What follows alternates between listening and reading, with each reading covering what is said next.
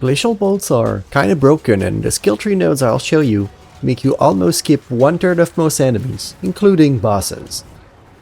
So here's some footage from my stream of me deleting Azarian, and with a weapon I hadn't upgraded in many hours. By the way, you can also cheese this boss by dealing damage before he's active, as you can see here. So I want to cover a few things here in a quickfire fashion, so I'll try to blast through a few useful tips and tricks, infos, and a small showcase of what I've been doing, so have a look at the chapters if you're looking for something specific. First of all, Neversink has released his first basic loot filter for POE2, so definitely go have a look. Link is in the description. It definitely helps not missing some good drops. He made it a point not to hide anything since we still have limited knowledge.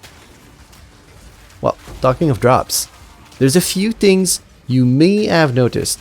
We don't get that many, first of all, so make extra sure you pick up all the rares you ever find, and disenchant them for extra regal shards, which you will absolutely want to have. Every 10 disenchanted rare is 1 regal, so 1 crafting attempt, and that seems to be a pretty big limiting factor right now. Another thing you absolutely want to pick up are items with sockets, and then salvage them for those artificer shards, which allow you to add sockets to other items and significantly buff them with stats like damage for your weapons or res, defense, life, and others for the rest. Note that on the ground you can know which item have a socket by the tiny little square to the side of it. Another one are quality items, which will also give you their respective blacksmith or armorer when salvaged. You can see them on the ground with the prefix superior. Jewelry, so any rings, amulets, and jewels are pretty rare, so you're gonna want to grab them all as well.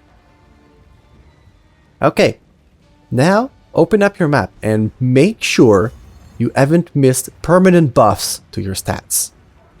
Look out for the icons on there. It's mostly skulls you'll want to look at, but anything with an extra small symbol to the side, usually this small cross, mean that it has a permanent buff that can be like extra skill points, spirit, resistance, life, so you really don't want to miss out. To know if you have the bonus, just hover over them and it will tell you if you have the bonus. Now onto skill and skill gems. While beginning you might be starved for any uncut gems. Eventually you will start to kinda overflow of them. So make sure that you keep your skills up to date with your current level of gems so you don't lose them some more damage, stats or buffs or whatever. Once your build starts going and you reach the latest skill in your weapon class, you probably won't need much new ones, so you're just leveling them up, so feel free to use them. Talking of skills, make sure that you uncheck show recommended gems on the support gems tab, because you will absolutely miss on some good stuff in there. By default they show you recommended stuff, but honestly there aren't that many support gems, so definitely have a look yourselves to make sure you have a better idea on what could be useful for you. Also, even if they are not in your class, you can still look at the skills of other classes, and especially in the elemental section for skills, or witch and sorceress for spirit, since there are several useful skills, including curses to lower enemy reses, and you can also combine that with blasphemy or cast on the night, freeze or shock depending on the skill you use. Now to gearing. The single one most important stat in the entire game right now is movement speed. The zones are enormous and it takes absolutely forever to go through, and movement speed helps a ton with that, and also with offense and defense to allow you to kite or dodge just about anything.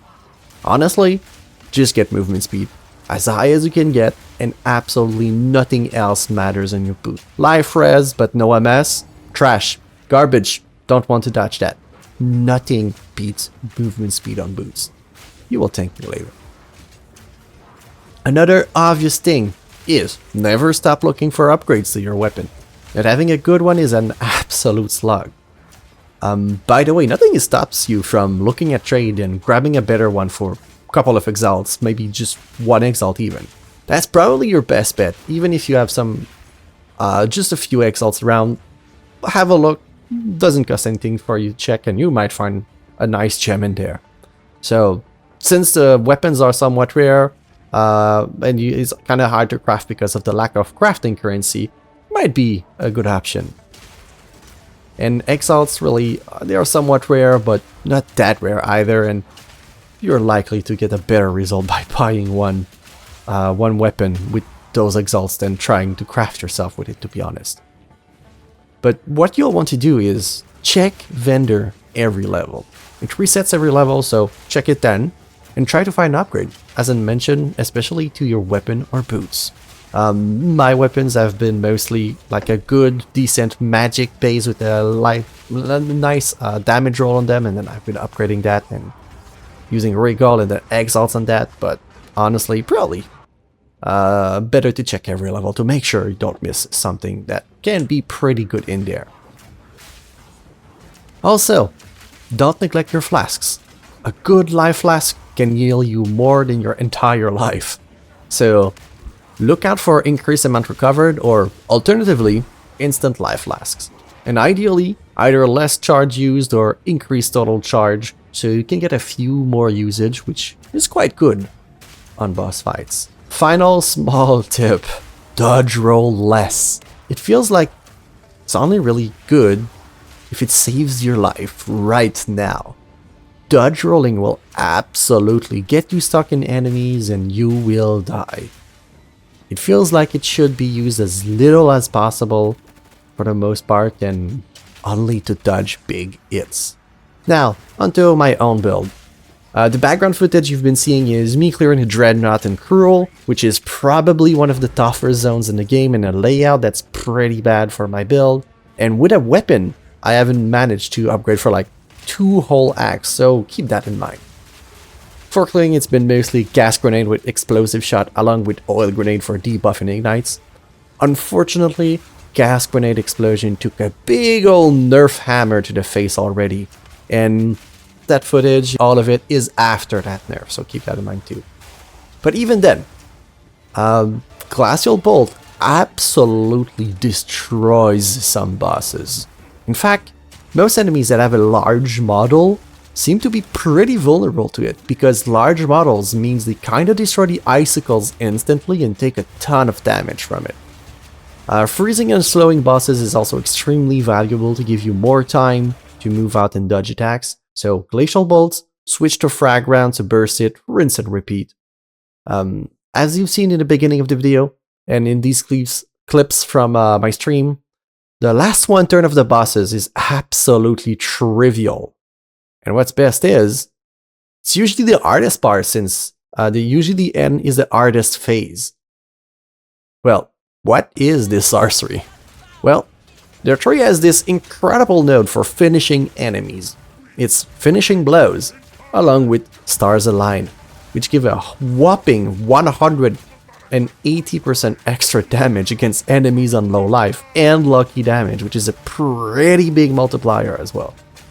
With all this bonus damage, you usually annihilate them once they hit low life at 35%, which kinda trivializes a bunch of encounters. Also, I'm playing a Chunker, so a Monk of Chayula, and I have a bunch of random added chaos damage, which can make for some pretty hefty hits with up to 100% added damage. And along with Waking Dream, can help our sustain quite a lot with life and mana shards and some extra damage shards as well. So, now briefly my thoughts on POE2. Well, overall, I like it. It's quite nice and pretty, runs super smooth apart from some very occasional crashes, and I like the boss reset on death much more than I expected to, but there are some improvements I'd like to see. Zones are absolutely enormous, and it's quite a pain to traverse them, especially with low movement speed, so that could be improved. Also, must everything be a narrow corridor? That's so annoying. Early on, It's quite difficult to find a skill that feels like it doesn't hit like a wet noodle. I didn't feel like I had a build going until I hit late Act 2, which took quite a while for me, when I found the then unnerved gas grenade explosions. Feels like a lot of the crossbow skills weren't that good, so I stuck with a good old frag shotgun for quite a while. Also, loot is fairly minimal, and we could use some more drops, especially crafting materials. I don't think the balance is that far off, but a slight increase in their frequency would go a long way in my opinion, especially alchemy orbs, which took me absolutely forever to even get one off. I probably had over a dozen exalts before I got my very first alchemy orbs. But the one last thing is, oh god, why must the campaign be so goddamn long? I know our speed will significantly improve with knowledge, and I took things pretty slowly while streaming, but honestly, I don't see myself going through this every new league. I already hated running POE1 campaign in 6 to 8 hours, but running this even twice the speed I did already, I don't know, I can't see myself doing that. It is way too long for me. Movement speed, more damage, better balance, more drops, perhaps that will fix this. So that's one of the good things. All of these can be addressed fairly easily, I think. Going faster would cut the campaign time, doing more damage would as well. Better drops a little bit would also cut several hours. And obviously with more game knowledge, you will learn to get a better feel for the zones, the layouts and all that. And you will be able to blaze through zones much more easily. So, what do you think of POE2 so far? Leave me your thoughts in the comment, and if you'd like to see more of this, more POE content, please subscribe.